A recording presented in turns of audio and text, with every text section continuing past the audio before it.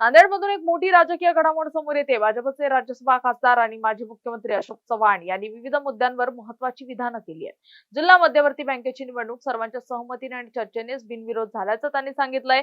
तर दुसरीकडे शरद पवारांचा पक्ष एनडीएत येणार का यावर बोलताना सुप्रिया सुळेंच्या वक्तव्यानंतर जर ते एनडीएत आले तर स्वागतच असेल असं सूचक विधान चव्हाणांनी केलंय। दरम्यान मंत्रिमंडळ विस्तारावर कुणालाच माहिती नसल्याचं सांगत त्यांनी सोनम वांगचुक यांच्या उपोषणापेक्षा चर्चेतून मार्ग काढावा असा सल्लाही दिलाय। पाहुयात काय म्हणालेत अशोक चव्हाण।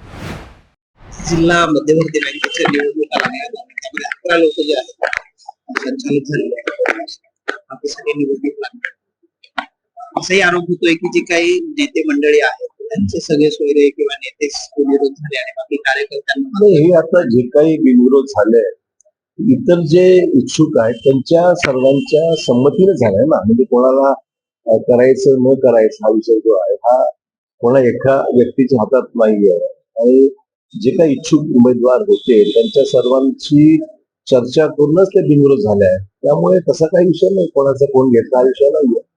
जे लोकांनी जनमत व्यक्त झालं त्या आधारे माघार घेतली त्यामुळे असं कोणाचा कोण आहे म्हणून घेतला असं अजिबात नाही। शरद पवारांचा पक्ष ही एनडीए मध्ये येणार आहे अशी चर्चा सुरू आहे। जयंत पाटलांनी भेट सुद्धा सुप्रिया सुळेंचं स्टेटमेंट काय कंडिशनल काही काल वाचलं मी, मला वाटतं की आलं तर स्वागत आहे। नवीन काही आता विस्तार होणार आहे केंद्रामध्ये त्याची माहिती कोणाला असणार, नांदेडला काही मिळालं आनंद आहे। आंदोलन चालू आहे सोनम वांगचुक शास्त्रीय असं की शिक्षण पद्धती आणि परीक्षा पद्धतीमध्ये बदल केला पाहिजे ही मागणी काही चुकीची नाही आणि पण उपोषणाचा मार्ग स्वीकारण्यापेक्षा चर्चा करून सरकारला काही पॉझिटिव्ह सूचना देऊन काही मार्ग निघेल जास्त योग्य असं वाटतं।